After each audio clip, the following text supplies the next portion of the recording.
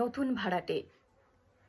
আবার বাহিরে দাঁড়াবো, আবার ফুলের দোকান খুলে ফুলের চাহিদা বাড়াবো এবং ভিতরের ফুলদানি সাজাবো আমার বাহিরের ঘরে।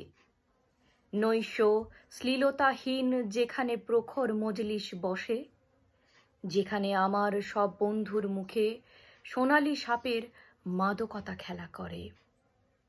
পিপাসায় কাঠ ভিতরে বাহিরে মদের দোকান খোলা, অথচ দোকানে হ্যারিকেন নেই, তেল নেই, ফিতে নেই। কেমন আছেন? ভালো না, কারণ ছেলের অসুখ আর পলিসিবিহীন বিমার কিস্তি এক্ষুনি দিতে হয়।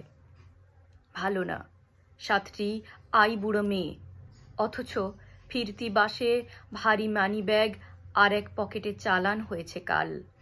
ভালো না, কারণ ফুলের দোকানে ভিড় জমে আর রাত্রি গভীর হলে বন্ধ দোকান ভেদ করে চলে যেতে হয় দূর দেশে। সব ভালো নার আর কে ভিজানো রাত্রির ফুসফুস লাল হয়ে ওঠে ভোরের পাঁজরে। উপত্যকায় লাল আয়োজনগুলি তৎপর মনে হয়। কে কোথায় আছো?